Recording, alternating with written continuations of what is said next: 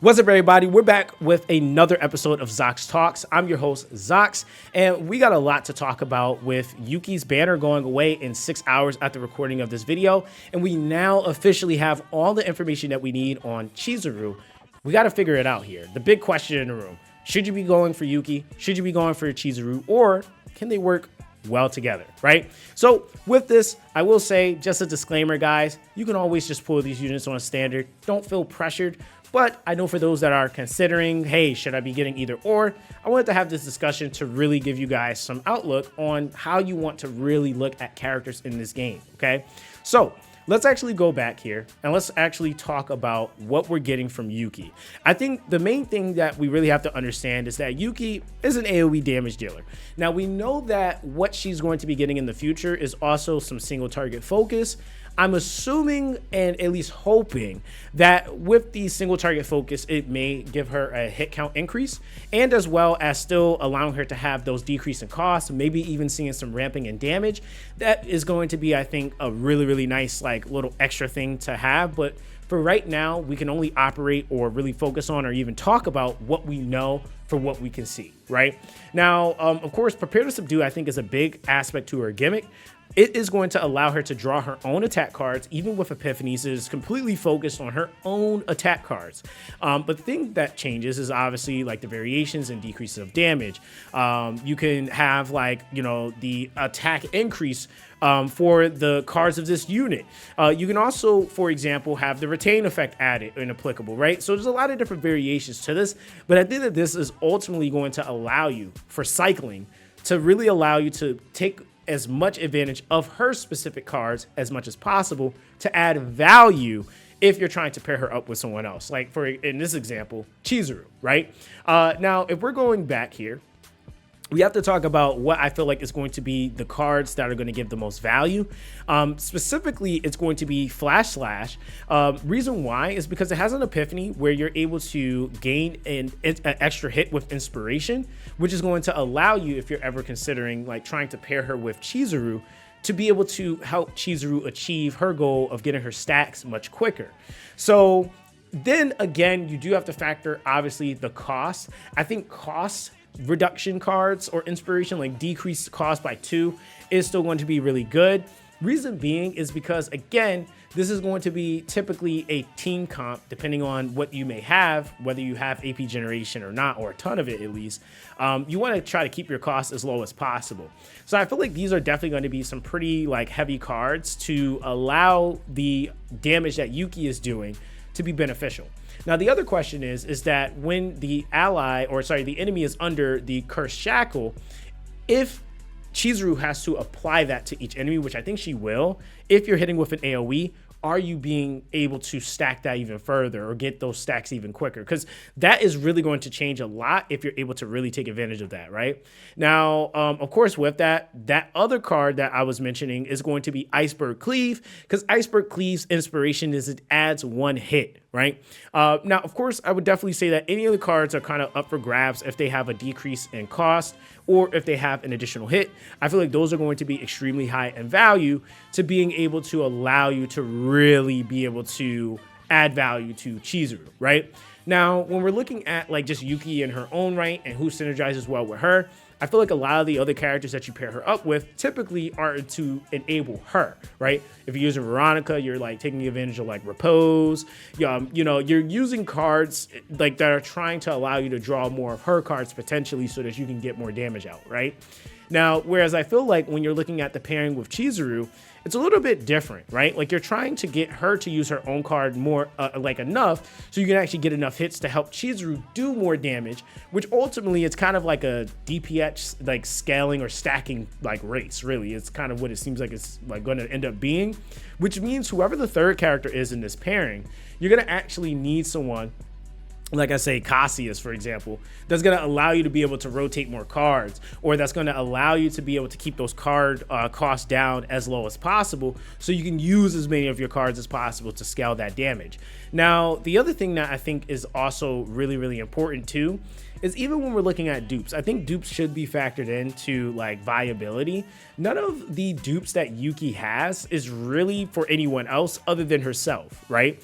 I think that that's like the really important thing here, is that it doesn't really like enable any other aspect other than like just straight up damage, right? Like for the most part, that's really what this is all about. So when we're looking at Yuki on her own 2 feet as a standalone unit, she's definitely going to be a unit that is just adding more, like I would say more potential hits if you build her to do that, right? Like that's is essentially how that synergy would end up working, because it really wouldn't work any other way. It would just be like, I guess, any other unit just hitting at that point, which you could do that with Rin, you could do that with Veronica, you could do that with anybody really at that point, right? But I think if you're going for the additional hits, Iceberg, with the flash slash, with the extra hit, I think that definitely is going to add a little bit more value in terms of their overall synergy. And then of course, like I said before, what they may also be fixing for the single target focus may be completely astronomical in how they may be able to synergize with each other. Now, the thing that I feel like is also really important to overview here with this is obviously the epiphanies or the cards that Chizuru is going to have, right? Now, the thing with Chizuru is that she is really, really flexible, I would say, right? Chizuru is going to have, like, for example, in this next one, or in this first card, it has next own attack card, gain +1 hit, gain 3 Will-O-Wisps for each hit of next own attack card, right? But then you also have the second one where you can gain 3 Will-O-Wisps for each hit of the next attack card. I think that, of course, is going to allow her to synergize with basically anyone. So if you have, like, for example, Yuki, that's going to make it really interesting for you to be able to see, okay, for each hit of the next attack card in an AoE situation, which just doesn't really clarify. But like I was saying before, if she's able to hit multiple enemies, that means Yuki may be able to help her stack this really, really quick. Now, the other thing is that's really important as well, is that you also have the gain 3 Will-O-Wisps per attack hand or attack card in hand.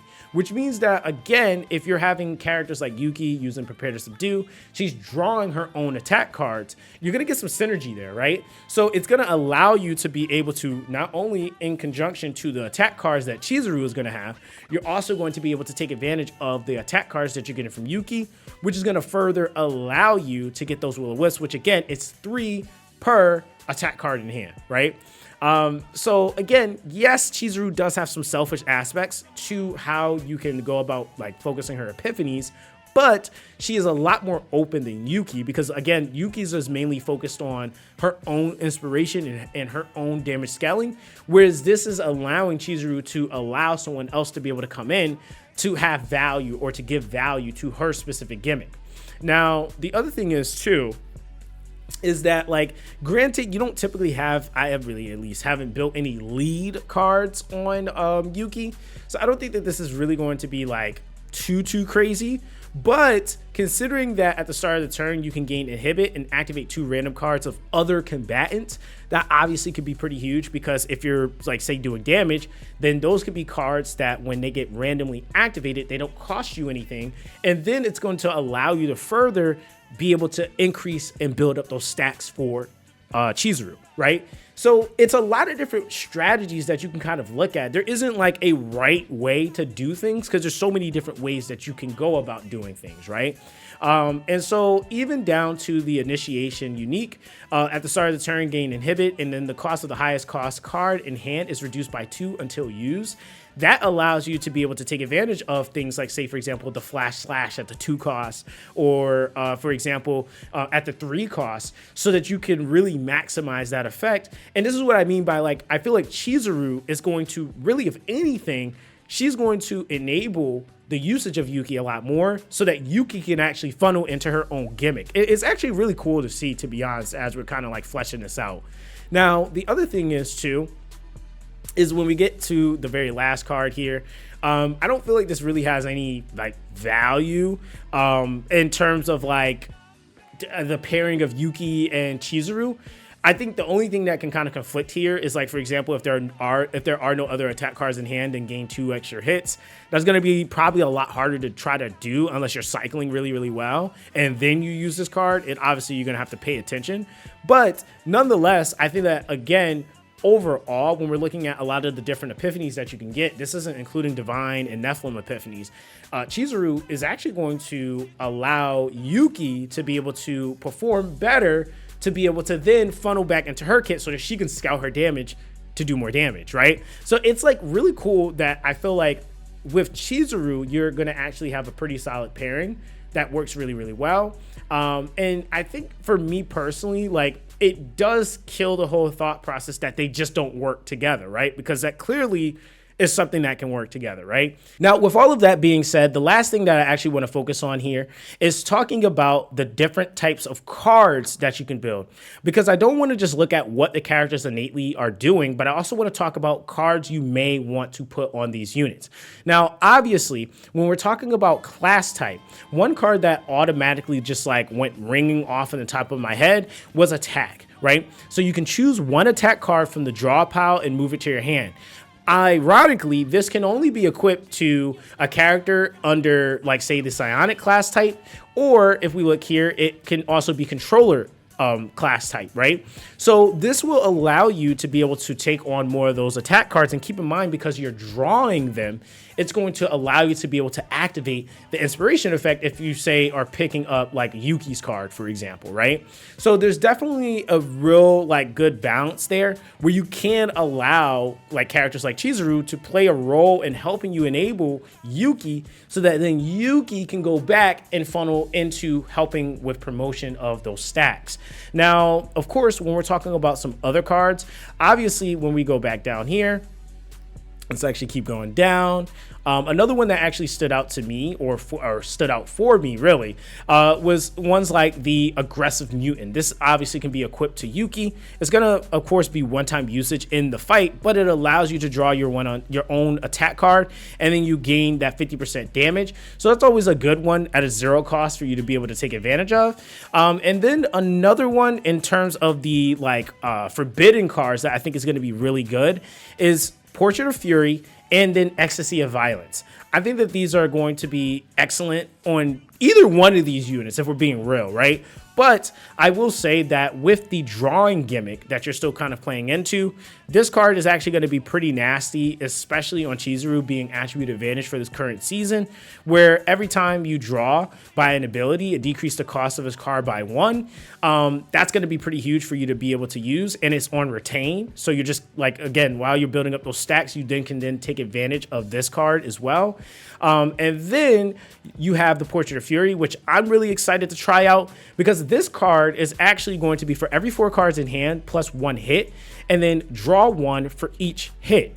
So with that being the case, this card actually is probably going to be the bread and butter for these 2 units, because you're getting 2 gimmicks fulfilled here. You're getting the ability to add the additional hit, which is going to help out Chizuru, but then you're also getting the draw 1 for each hit, which is actually pretty big for trying to activate cards with inspiration on them, right?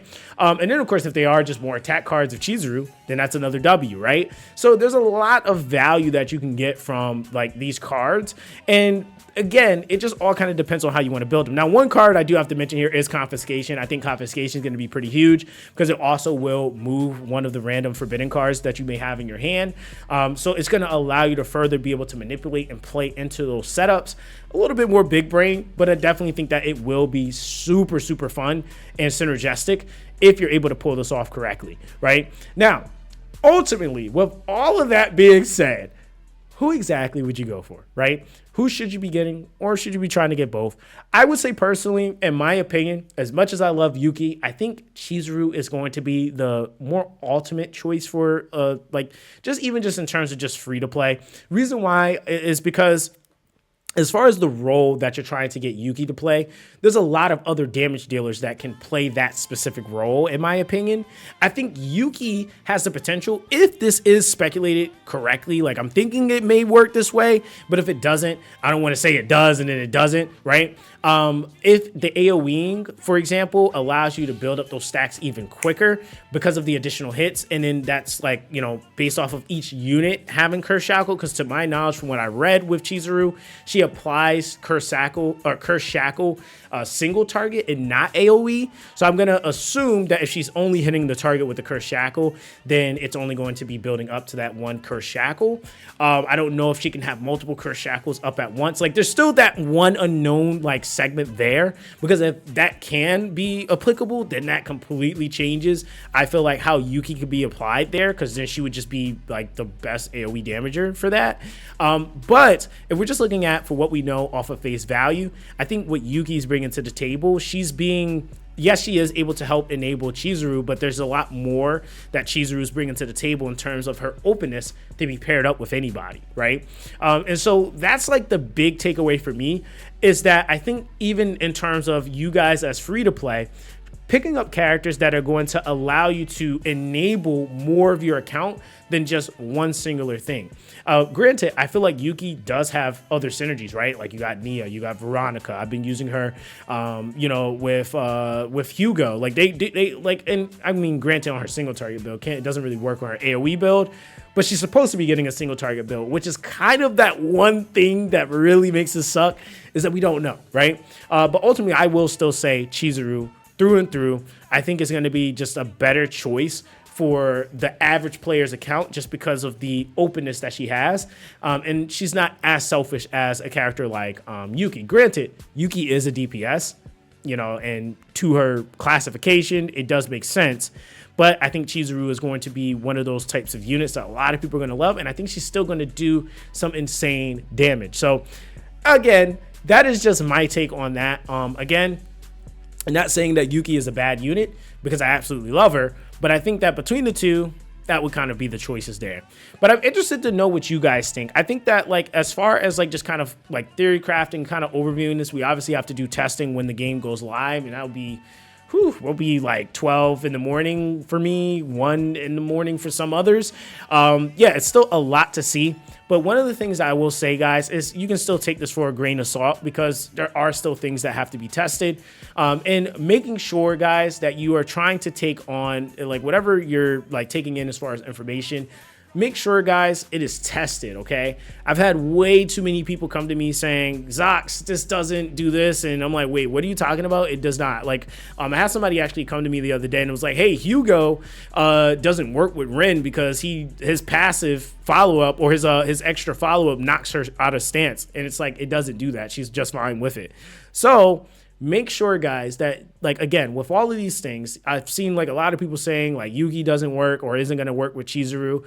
I don't think that that's necessarily going to be the case. I just think that it's more of a matter of, is it more optimal, or how much value can you actually pull? And so, like I said, I still think that Chizuru is going to be the one that gives a lot more value overall to a player's account, despite the attribute thing. But we'll have a whole nother video for that. So appreciate you guys for tuning in. I hope you guys have an amazing day. Stay blessed. Good luck on your summons.